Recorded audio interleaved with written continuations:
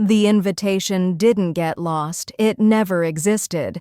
I found out about the wedding the same way everyone else did, through filtered photos and fake captions. The first image dropped at 8:42 a.m. A white-gloved hand holding a champagne flute, tagged with the venue's location. The second post followed minutes later. My brother, Julian, in a bespoke navy tuxedo, standing next to a blonde woman I only recognized from corporate PR blasts. Mr. and Mrs. Whitmore. Finally forever. I stared at it for a long time. I didn't react. Not to the photo, not to the notifications, not even when my cousin texted, "I thought you were traveling." That's why you weren't there, right? I wasn't traveling. I was at home, in the same apartment I'd lived in for 8 years. No changed address, no lost mail, no phone number update. I'd simply been excluded. I'm Camilla Whitmore, 34, logistics manager at a pharmaceutical supply chain company. I live in a rent-controlled 2-bedroom in the outer loop of Chicago. I wear black turtlenecks because they make me look less tired. My circle is small. My job is predictable. My family? Unpredictable.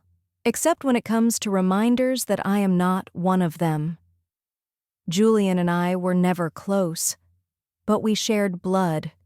We shared rooms growing up. We shared parents, at least on paper. Until he decided his life would be cleaner without the reminder of where we came from. He had warned me, in his own way.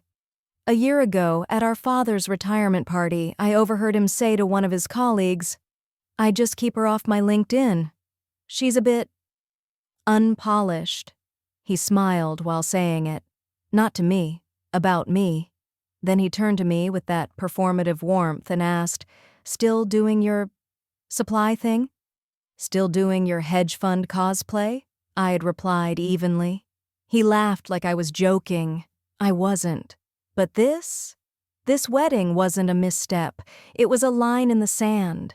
He wasn't just erasing me from his curated narrative, he was doing it publicly. And it worked. People assumed I couldn't make it, that I must be busy, abroad, disinterested. He controlled the narrative before I could speak. I didn't need to scream. I didn't need to beg. I just needed the name of the venue. That came 2 hours later. A tag buried in one of the florist's promotional stories. "The Rothmere Estate, private booking. Thank you for trusting us with your fairy tale." The Rothmere, a converted 19th century manor house in Lake Forest. Marble floors, chandeliers, custom conservatory glasswork. Capacity, 120, price tag, $18,000 a night, unlisted owners, operated via a boutique third-party event firm. That was the first click. I stayed perfectly still. Cold fingers, flat breath. I remembered a conversation from years ago when Julian was still pretending to respect me. "I'm going to get married at the Rothmere," he said. "Only royalty and CEOs have used it. It'll be the event of the year." I asked him once when we were kids who he'd marry. He said, "Someone who upgrades the family name." Apparently, I wasn't part of that upgrade. The fallout began when I didn't RSVP to an invitation that didn't exist. That's what his fiancé's mother told people. Camilla didn't even bother to respond. Can you imagine? I didn't respond because silence was more strategic than outrage. Rage is easy to dismiss. But absence? Absence becomes a question. I traced back all the times Julian had cut me out. The birthday trip where my name was left off the group booking. The accidental omissions from holiday cards. The way he never used the word sister unless it made him sound grounded. This wasn't a one-time insult. It was a pattern. Years of edits, revisions, erasure. But I only needed one moment of control. That moment was now. I opened a new browser tab and typed in Lake Forest Property Holdings. I already knew what I was going to do. The numbers didn't scare me. The paperwork didn't worry me. Because I wasn't going to buy a seat at the table, I was going to buy the table, and then I was going to flip it over. 3 days after the wedding, I received a voicemail from my mother. She didn't say my name, just started talking. "Camilla, I think it's time you stopped holding grudges. Your brother has a reputation to maintain. That's just how these things go in his world." His world? That was the phrasing that confirmed it. Not our world, not even the family's world. Just his. Singular. Elevated. Sanitized. One where I didn't belong. She continued, "You know how Julian is. He needs everything to look a certain way. That doesn't mean he doesn't care about you. He just, well, he said it would be easier if you weren't there." Easier. I played that part back twice. Not better. Not less stressful. Easier. I didn't reply. I saved the voicemail. Then I archived it, along with the half-dozen messages from other relatives, each dancing around the subject, each offering some version of the same weak justification. They probably thought you wouldn't enjoy it anyway. No one dared say what Julian actually told them. But I already knew. A contact from my university days, now working freelance in private events, had slipped me the unfiltered truth. "They said you weren't presentable enough," she told me over a discreet lunch. "That you didn't fit the image. I think the exact words were, 'She doesn't align with the caliber of this event.'" Presentable. A word that hums like a scalpel. This wasn't about wealth. I make more annually than Julian did until last quarter. It wasn't about criminal history or scandal or instability. My offense was aesthetic, image-based, the same logic companies use when they don't promote the woman who speaks too directly or dresses in last season's cuts. Julian had built a new persona, tight haircut, white teeth, tailored ego, and I was a thread that didn't match the fabric. I reminded him of basement apartments and missed bill payments. I reminded him of the 6 years we spent rotating shifts while Mom worked nights and Dad drank away paychecks. He didn't just want to erase the version of me now. He wanted to erase the version of him that used to depend on me. There was no emotional explosion, no confrontation. I simply began collecting facts. The Rothmere estate wasn't owned outright by a single individual. It was managed by a boutique hospitality conglomerate that leased the property under a parent firm called Greywater Partners, LLC, a holding entity I'd encountered before while managing last-mile pharmaceutical logistics for a high-profile client. I knew the loopholes, I knew the legal language, more importantly, I knew the price. The estate itself had been in quiet acquisition talks for 6 months, low interest, due to rising local taxes and zoning disputes. The sale was near finalized but hadn't been publicized. It was a cash deal. I made a call, then another. By midnight, I had established a new entity, Marrow Hill Holdings, a shell company registered under a Nevada trust, with me as the sole beneficial owner, buried 3 layers deep. At 9:13 a.m. the next day, I wired the first transfer, $2.5 million in escrow. That evening, I emailed the event manager under a false identity, a logistics consultant named Elaine Dorset, citing an urgent need to discuss booking liabilities and zoning concerns regarding upcoming events. The reply was immediate, polite, apologetic. They agreed to suspend all future contracts pending a legal review. Julian's contract included a clause: any ownership change that affected property use within 30 days of the event could result in nullification. It was airtight and entirely legal. I watched from behind silence as the emails escalated, Julian's planner frantically asking for clarification, the venue's representative citing unexpected restructuring, and finally, the message from Julian himself sent to a Rothmere staff member: "What the hell is going on? This is our wedding. This isn't up for debate." No reply, just a formal notice. Booking rescinded. Full refund processed. The wedding was in 7 days. I didn't respond to the fallout. I didn't gloat. I didn't leak. I just watched. Because this wasn't about stopping his wedding. It was about rewriting what power looked like in our family. Julian spent his adult life trimming the past to make his present more palatable. He thought I was disposable. He didn't realize I was watching the whole time. Julian used to cry when the power got cut. I was 11 the first time it happened. He was 6. The lights blinked off in the middle of dinner, and he ran to the window as if someone could flip the sky back on. Mom lit a candle. Dad cursed the electric bill. Julian cried until I handed him my Game Boy and told him he could keep it for the night. He never gave it back. I stopped expecting things to return. That was our rhythm. I carried him until he learned to outrun me. Over time, he got faster, slicker. He learned that the world rewards polish, not grit, that people only respect what they can't see through.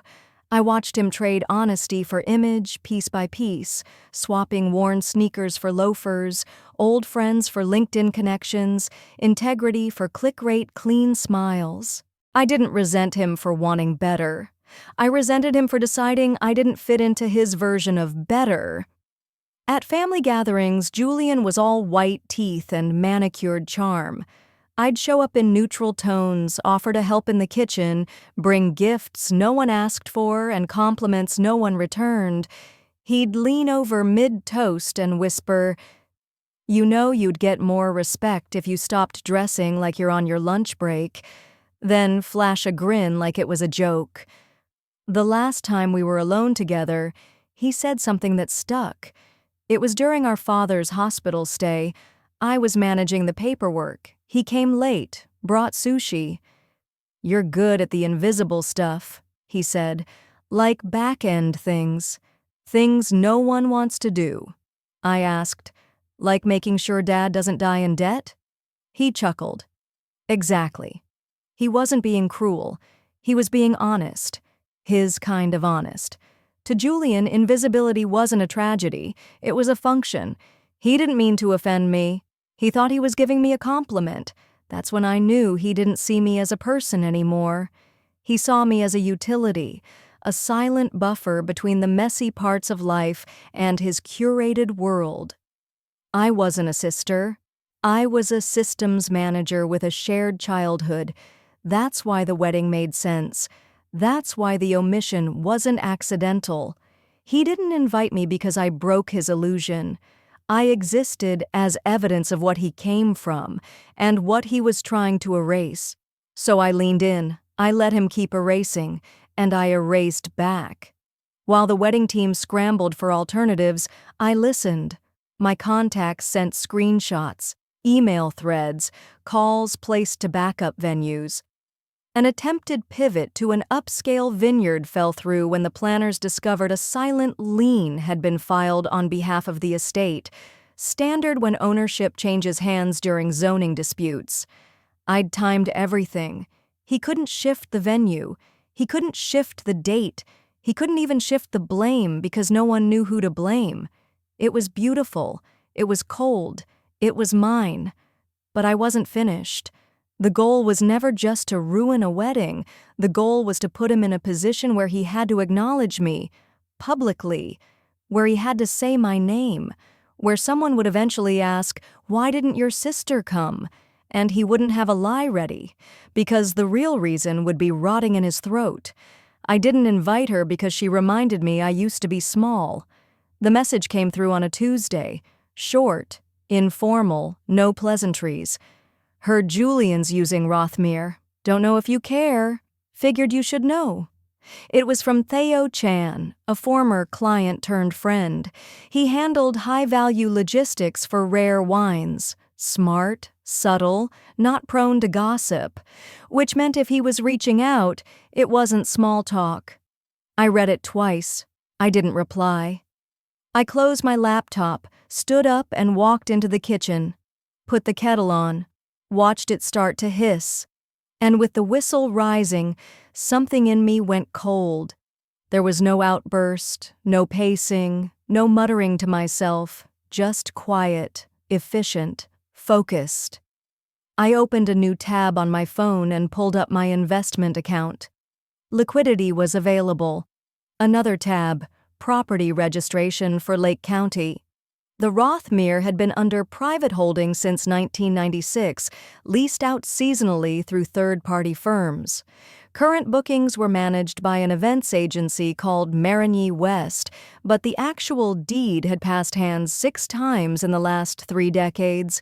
No recent sales listed publicly, which meant it was either stable or in quiet distress. I went back to Theo. "How long ago did you hear that?" He replied in under a minute. "Last week. My guy said they locked the date 2 months ago, June 11th. Private guest list, full blackout, no press." 2 months ago. While I was still checking in on our father's hospice care. While Julian was telling Mom he didn't want outside energy during wedding planning. While I was bringing groceries to the same house he now claimed didn't represent him. And yet I wasn't angry. I felt clear. I wasn't part of his curated guest list, but I could be part of the building. It wasn't about vengeance. Not yet. It was about rebalancing something. Julian had always played the long game, the image game. He understood how perception reshapes memory. I used to think he was obsessed with controlling his narrative, but now I saw it clearly. He was terrified of being seen without a filter, so I decided to give him exactly that. Raw visibility. The Rothmere deal moved faster than I expected. A small firm I'd consulted for years, Verity Advisory, had recently pivoted into real estate escrow services. I called in a favor. They vetted the ownership, discovered the estate was technically part of a multi-property portfolio nearing dissolution due to internal partner disputes. The holding company was willing to sell, quietly. The purchase price wasn't public, but it was enough to sting. I authorized the trust transfer, retitled the deed under a new corporate entity, Nolan Trace Properties. A meaningless name, no online presence, no digital trail. From there, it was procedure. I instructed legal to enforce the ownership clause embedded in Rothmere's commercial use policy. It had been added in 2011. Any substantial change in property ownership within 30 calendar days of a scheduled event may result in discretionary cancellation by management. Discretionary. Such a useful word. The cancellation notice went out 4 days later. Template language, clean, legal. Due to a pending change in property ownership, your June 11th event has been suspended in accordance with Clause 4.7 of our booking terms. A full refund will be processed. They didn't call me. They didn't know who to call. Julian's fiancé posted a story. "Pray for us. Some things are out of our control. We're adjusting." The comments were full of support. I didn't comment. I just took a screenshot. And then I smiled. Not because it felt good, but because it felt correct. The paperwork was untraceable by design. Nolan Trace Properties wasn't the first shell company I had set up. I'd built 3 in the last 5 years. 2 for tax strategy, 1 for a client who needed operational anonymity during a buyout. This one, though, was personal, but it had to look like any other deal. That was the key. No signs of emotion, no trace of motive, just numbers, names, and signatures that all made sense on paper. The registered agent was a paralegal out of Carson City. The trustee was a name borrowed from a canceled project I once audited in Reno. The office address? A co-working space rented for 3 months and never used. Every component airtight. Boring. Legal. The escrow transfer cleared within 72 hours. Julian had no idea. His wedding planner did, though. I watched her LinkedIn go quiet. then watched her social media shift. No more behind-the-scenes shots of the Rothmere. No more floral samples, lighting tests, or vendor tags. She was scrubbing the evidence. I didn't intervene. She wasn't the target. She was collateral. Same with the photographers, the caterers, the 12-piece string ensemble that now had a weekend open in their calendar. It was clean. I wasn't loud. I wasn't cruel. I was deliberate. There was something almost sacred about the silence of it all, the kind of revenge that doesn't announce itself, that doesn't arrive with slammed doors or raised voices. It just happens. Julian's assistant began calling Rothmere on Tuesday. I know this because the voicemail made it into one of my contacts' inboxes. She forwarded it to me. "Hi, this is Rachel calling on behalf of Julian Whitmore. We're trying to clarify the status of the June 11th reservation. We received a cancellation notice, but we're under the impression there must be a clerical error." Clerical error. That phrase again. The idea that the world must revolve around his comfort, that any disruption must be a mistake. I didn't return the call. I never planned to. Instead, I instructed legal to initiate a temporary zoning audit. It was cosmetic, purely procedural, but it ensured no new bookings could be processed until the local planning office completed a recertification. Time: 6 weeks.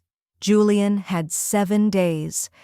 On Wednesday morning, a digital flyer went up for a new artisanal lifestyle gala scheduled at the Rothmere for mid-July. Pure fiction, a smokescreen, something to suggest the venue was shifting focus, not falling apart. That afternoon, Julian's fiancé posted a black-and-white Instagram reel, strings playing softly, captions about resilience and love. It was all branding now, damage control. I almost admired it.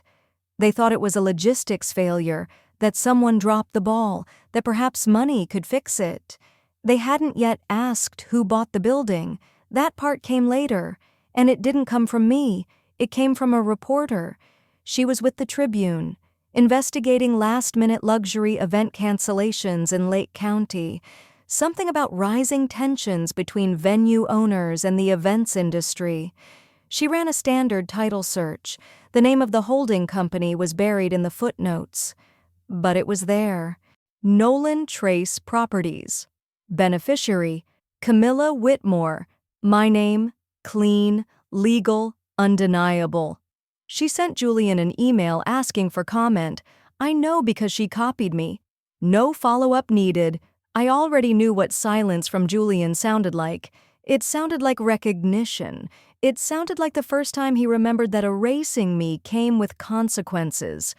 The document was a floral invoice, printed, 3 pages, watermarked logo at the top, Bloom and Wren Events, Lake Forest. It had been part of a vendor packet mistakenly forwarded to one of the zoning consultants during the Rothmere's audit. I hadn't asked for it. It came anyway. Line item 14 is what caught my eye. Final design adjustments approved by Camilla Whitmore. That was my name. I hadn't approved anything, which meant someone else had signed on my behalf. Sloppy, dangerous, and illegal. I called the consultant and requested the original file. What they sent confirmed it. A forged digital signature, time-stamped, sent from Julian's fiancé's PR account. Her name was Annalise Marin. She wasn't just staging a luxury wedding, she was branding it, packaging it, trying to sell the event to a boutique lifestyle magazine for a post-ceremony feature titled Modern Elegance in the Heart of Tradition. They had planned every shot, the table settings, the garden arch, the toast angles. They even storyboarded guest entrances, his hedge fund partner through the conservatory, her father walking her down the aisle at exactly 5:15 p.m. for lighting. They had written me out so completely they didn't even bother asking before using my name to legitimize an aesthetic decision. So I filed a notice of misrepresentation, quiet, formal, served digitally through Verity Advisory's in-house counsel. Within 48 hours, the magazine pulled the piece. Annalise posted a now-deleted story. Disappointed in the cruelty of women who should be building each other up. No mention of forged documents, no admission of error, just a vague gesture at victimhood. I didn't respond. I didn't need to. Because the damage wasn't the story falling apart. The damage was that someone in their camp, likely a junior PR associate, was now asking, "Who is Camilla Whitmore, and why does she own the building?" A question Julian never thought he'd have to answer. The final spiral began Friday afternoon. I received a voicemail from my mother. This time she said my name. "Camilla, I just got off the phone with Julian. He's upset. He said something happened with the wedding, that it's being moved or canceled. Or anyway, he says it's complicated." Silence. Then, "Did you do something?" It wasn't an accusation. It was something worse. It was curiosity. Cold. Self-interested. She didn't want to know if I was okay. She wanted to know if she had chosen the wrong child. I hung up before the message ended. The next morning, the Tribune published a 2-line update in the business column. Ownership of the Rothmere estate was quietly transferred this week to Nolan Trace Properties, registered under Camilla Whitmore. Sources confirmed the estate is temporarily closed for zoning review. It didn't trend. It didn't go viral. It just existed. A fact. On paper. Forever. Julian sent me a single text that night. "I don't know what you think you've done, but this won't end well for you." No greeting, no punctuation. I stared at it, then typed one sentence back. "It already ended. You just didn't notice." Then I blocked the number, not out of anger, out of utility. The noise was done. The narrative was mine now. He was mid-sentence when the reporter said my name. It was a staged media piece designed to salvage the narrative. A softball interview with Chicago Profile Weekly, filmed 2 days after the wedding fell apart. Julian wore a muted gray suit, no tie, just enough dishevelment to look human. The anchor asked about the unfortunate venue situation. Julian smiled, practiced, diplomatic. "It's unfortunate. We were victims of a logistical fluke, ownership disputes, zoning hiccups, legal ambiguity. Nothing personal." Then came the pivot. "We're already looking at rescheduling. You can't let setbacks define the story." And that's when she asked it. "Is it true the new owner of the Rothmere is your sister?" It landed like a trigger pull. A 2-second pause, then a shallow inhale. "I haven't verified that." She smiled, waited, silent. Julian blinked, twice, then added, "We've been estranged." No follow-up, no elaboration, just those 2 words. "We've been estranged." It was the first time he'd acknowledged me publicly in almost a decade, and even then, he couldn't say my name. I didn't watch it live. I got the clip from Theo, time-stamped and compressed. I played it once. That was enough. I forwarded it to a locked folder on my drive titled Closure. That night, I walked to the Rothmere. No press, no guards, just me. The estate sat quiet.